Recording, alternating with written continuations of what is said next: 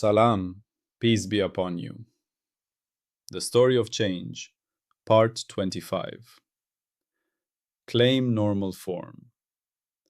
How every scientific claim must be written. Where we are. We started with a cup that broke.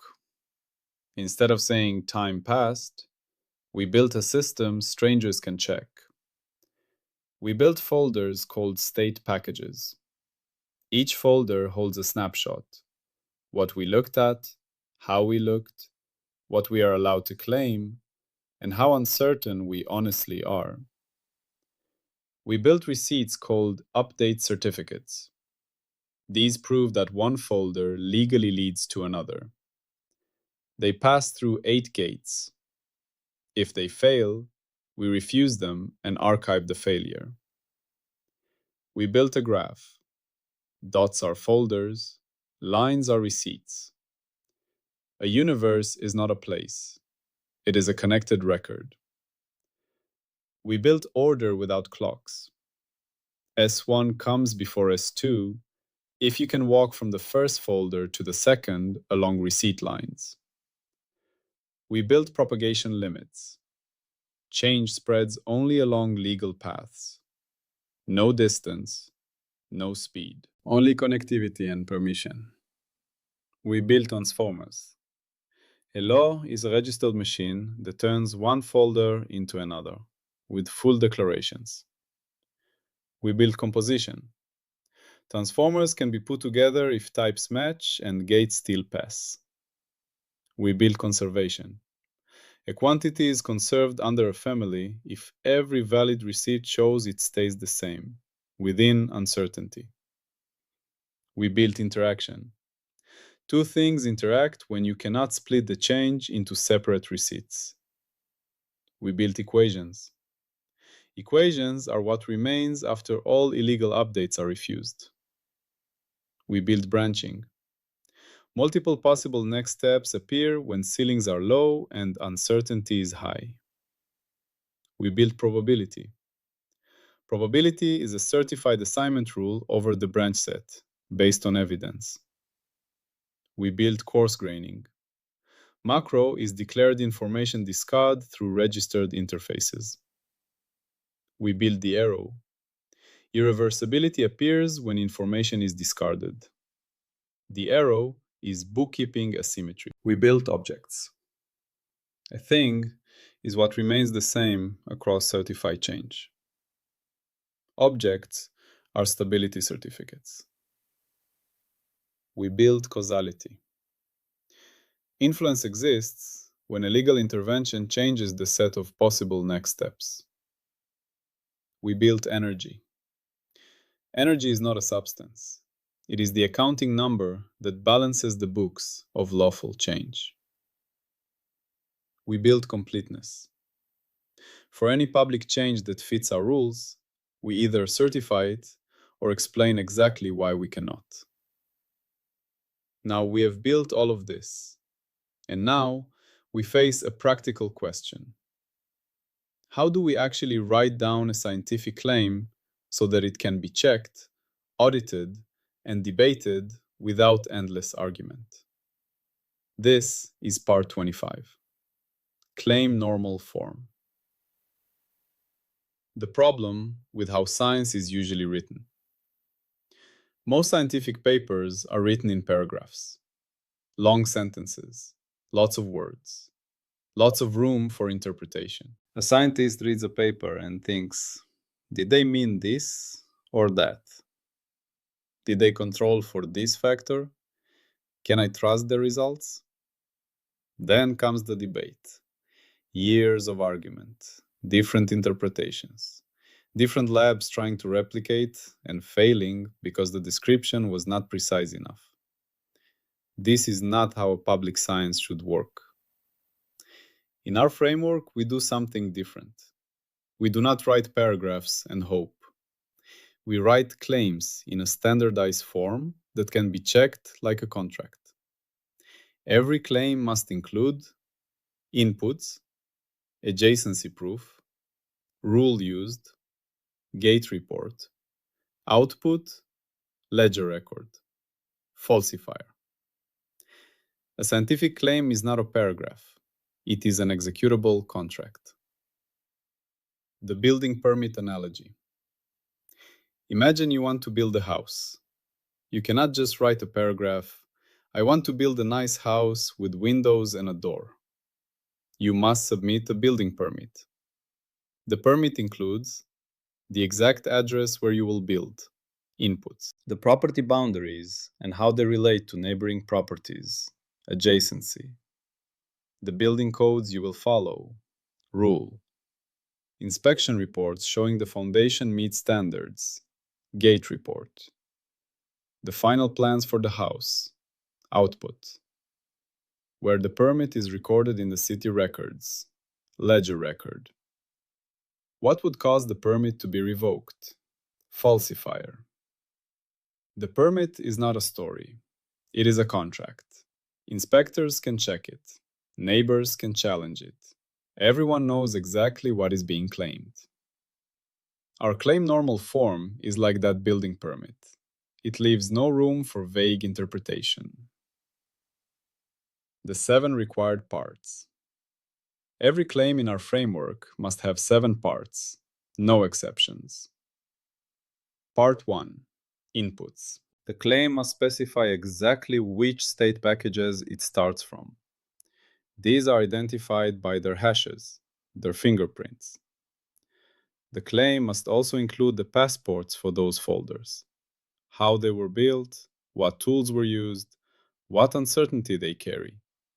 Without this, you do not know what the claim is about. Part 2.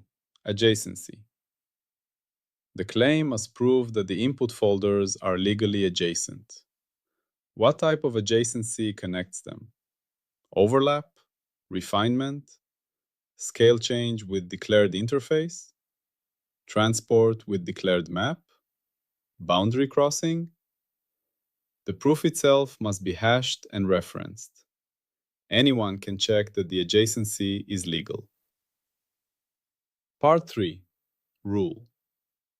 The claim must specify which transformer was used, its identifier, its version, its guard scope. What family does it belong to? What domain does it apply in? The transformer must be registered. If it is not in the registry, the claim is invalid. Part 4. Gate report. The claim must include a report from each of the 8 gates. Did gate 1 pass? Gate 2? All the way to gate 8. For each gate, there must be evidence, a hash pointing to the data that satisfied that gate. If a gate failed, the claim would be a refusal, not a certification. But if it passed, the gate report proves it. Part 5. Output. The claim must specify the output state package, its hash, its equivalence relations.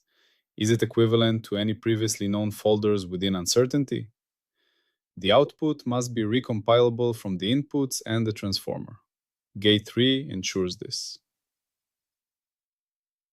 Part 6. Ledger record. The claim must say where it is recorded, which ledger, which entry. What is the hash of the claim itself so it can be referenced? A claim that is not recorded cannot be audited later. Part 7. Falsifier. This is the most important part for science. The claim must state what would break it. What would count as a counterexample? What experiment, if run, would show this claim is wrong? A claim without a falsifier is not science. It is opinion. The recipe analogy. Imagine a recipe for bread. A normal recipe might say, mix flour, water, yeast, and salt, knead, let rise, bake. That is a paragraph. It leaves out details. How much flour? What temperature? How long? 100 different bakers will get 100 different loaves. Now imagine a standardized recipe form. Inputs: 500 grams of flour, brand X, batch number Y, 300 milliliters of water, tested pH 7.2, 10 grams of yeast, brand Z, expiration date, 10 grams of salt, brand W. Adjacency. The ingredients are combined in a bowl. The adjacency type is mixing under registered mixing transformer version 2.3. Baking transformer family standard bread version 4.1 with declared scope, home ovens, temperatures between 180 and 220 degrees Celsius. Gate report. Gate 1, ingredient legality, passed. Gate 2, mixing adjacency, passed. Gate 3, recompilability, passed. Another baker could follow these steps. Gates 4 through 8 all passed with evidence. Output. A loaf of bread with hash H, equivalent to reference loaf within 5% texture variation. Ledger record. Claim recorded in registry entry number 4721. Falsifier. A loaf produced by following these exact steps that differs in weight by more than 10% or has internal temperature below 90 degrees after 30 minutes. Now that is a claim that can be checked. Anyone can try to replicate it. Anyone can try to falsify it.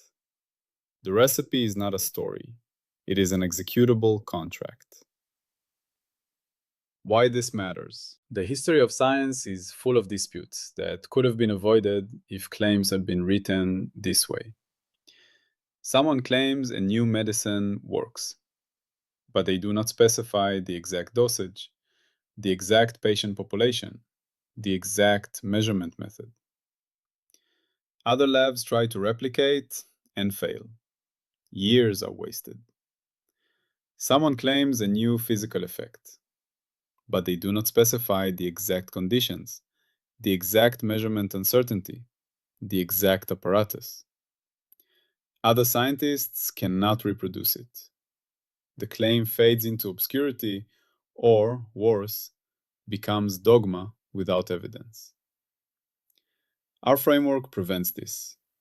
If you cannot write your claim in normal form, your claim is not ready for public science. It may be a hypothesis, it may be a speculation, it is not a certified result.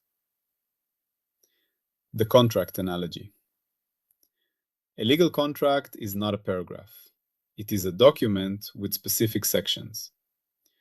The parties involved, inputs, the consideration exchanged, adjacency, the obligations of each party, rule, the conditions that must be met, gate report, the deliverables, output, where the contract is recorded, ledger record, what constitutes breach, falsifier. If any of these are missing, the contract is unenforceable. Courts will not know what to do with it. Our claims are like contracts with the universe. They specify exactly what is being claimed and what would count as a violation. They are enforceable by audit. The paper to runtime compiler. In an ideal world, every scientific paper would include a bundle of claims in normal form. These bundles could be fed into a compiler that checks them against the registry, the transformers, the gates. The compiler would say, inputs found and valid, adjacency proof verified, transformer registered and in scope, gate reports complete and passing, output hash matches computation, ledger entry exists, falsifier specified and testable. Then the paper would not be just words. It would be executable science. Anyone could run the same checks. Anyone could attempt the falsifier. Disputes would become audits, not arguments. This is not science fiction. This is the logical conclusion of our framework. The gates in the claim form. Notice that all 8 gates appear as mandatory fields in the claim bundle. There is no room for hand-waving. Gate 1 is checked by ensuring all terms refer to registered objects. Gate 2 is checked by the adjacency proof. Gate 3 is checked by ensuring the output can be rebuilt from inputs and transformer. Gate 4 is checked by ensuring the claim survives renaming tests. Gate 5 is checked by ensuring the transformer's ceiling requirements are met. Gate 6, uncertainty propagation, is checked by the uncertainty budgets in the gate report. Gate 7, audit sufficiency, is checked by the completeness of the claim itself. Can another team replay it? Gate 8, primitive ban, is checked by ensuring no smuggled concepts appear. A claim that passes all 8 gates is a certified result. A claim that fails any gate is a refusal, with diagnostics pointing to exactly what failed. What this means for scientists. If you are a scientist using this framework, here is what you must do. When you have a result, you do not just write a paper. You assemble a claim bundle. You gather the input hashes. You document the adjacency proofs. You cite the registered transformer. You compile the gate reports. You specify the output hash. You record the claim in the ledger. You state the falsifier. Then you publish the bundle alongside your paper. Anyone can check it. Anyone can attempt to falsify it. Your result becomes public science. If someone disputes your claim, they do not write an angry letter. They attempt the falsifier. If they succeed, your claim is revoked. The revocation dossier documents why. The negative archive stores the failure so everyone can learn. This is not bureaucracy. This is accountability. What this means for everyone else. If you are not a scientist, this framework protects you. When you read about a new medicine, a new energy source, a new material, you can ask, where is the claim bundle? If there is no bundle, the claim is not yet public science. It may be marketing, it may be speculation. It is not certified.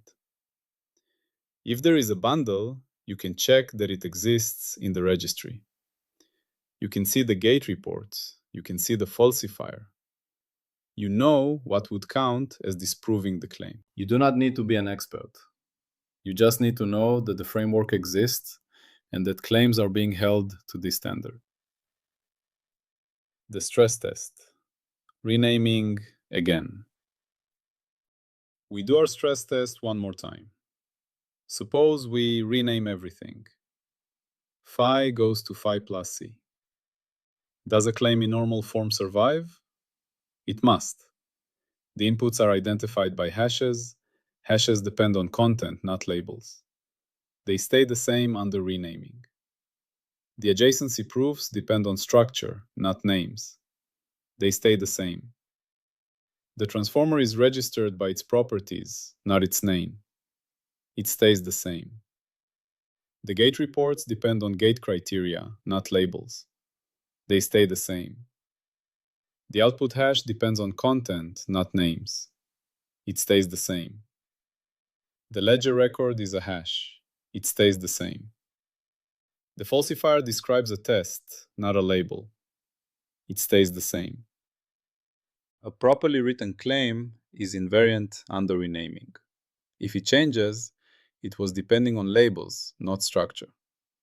That claim would fail gate 4. The predictions.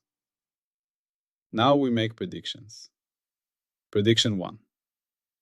Any scientific claim that cannot be written in normal form is not yet public science. It may be hypothesis, speculation, or storytelling. It is not certified. Prediction 2. Claims written in normal form can be checked by anyone with access to the registry and the gates. No expertise beyond following procedures is required. Prediction 3. Disputes about certified claims will be settled by attempting the falsifier. If the falsifier succeeds, the claim is revoked. If it fails, the claim stands. Prediction 4. The number of unresolved scientific disputes will decrease as claims are written in normal form. Arguments become audits. Prediction 5. Claims that survive many falsifier attempts over time become the closest thing we have to established knowledge. But they are never final. A new falsifier can always be attempted. These can be tested, they can be audited. They are not ideology. The failure signatures. Now we list the ways claims can fail. Failure 1. Missing inputs. The claim does not specify which state packages it starts from. No hashes, no passports. The claim is incomplete. Failure 2. Missing adjacency. The claim does not prove that the inputs are legally connected. No adjacency type, no proof hash. Failure 3. Missing rule. The claim does not cite a registered transformer. No identifier, no version, no scope. Failure 4. Missing gate report. The claim does not include evidence from all 8 gates. Some gates are skipped. The claim is not certified. Failure 5. Missing output. The claim does not specify the output state package. No hash, no equivalence relations. Failure 6. Missing ledger record. The claim is not recorded. No one can find it later. No audit possible. Failure 7. Missing falsifier. The claim does not say what would break it. It cannot be tested. It is not science. Failure 8. Replay failure. Another team attempts to follow the claim and cannot reproduce the output. The audit recipe was insufficient. Failure 9. Invariance failure. The claim changes under renaming. It depends on labels, not structure. Failure 10. Primitive smuggling. The claim uses unregistered concepts. It fails gate 8. The library analogy revisited. Remember the library from part 24? It had a catalog system. Every book had a place. Now imagine the library also has a standard form for book descriptions. Every book entry includes title and author, inputs, where it sits on the shelf, adjacency to other books, the cataloging rules used, rule, the condition of the book, gate report, the book itself, output, where the entry is recorded, ledger record, what would cause the entry to be removed, falsifier. If a book is described this way, anyone can find it. Anyone can check its condition. Anyone can verify that it belongs in that section. Anyone can propose that it should be removed if certain conditions are met. That is our claim normal form. It makes every scientific result findable, checkable, and challengeable. The honest scientist. Imagine a scientist using this framework. She spends years studying a particular phenomenon. She collects data, she builds state packages, she registers transformers, she runs the gates. Finally, she has a result. She assembles her claim bundle. Inputs, these 7 folders with these hashes. Adjacency, overlap type, proof hash 4A7B. Transformer, family T version 2.1, scope declared. Gate report, all 8 passed, evidence hashes attached. Output, folder with hash 9C3D. equivalent to reference within 2% uncertainty. Ledger record. Entry 8821. Falsifier. A measurement showing the output differs by more than 5% under the same conditions. She publishes the bundle. Anyone can check it. Anyone can try the falsifier. Years later, another scientist attempts the falsifier with better equipment. The output differs by 6%. The claim is challenged. An audit is conducted. The original scientist's equipment is found to have a calibration error. The claim is revoked. A revocation dossier is published. Everyone learns. The original scientist is not disgraced. She contributed to knowledge. Her claim was tested and found wanting. That is how science progresses. What this means for the future. Imagine a world where every scientific claim is written in normal form. No more vague papers, no more unreproducible results, no more decades of argument. When a new result is published, anyone can check it immediately. The inputs are specified, the adjacency is proven, the rule is registered, the gate reports are attached, the output is hashed, the ledger entry exists, the falsifier is stated. If someone wants to challenge the result, they do not write a letter. They attempt the falsifier.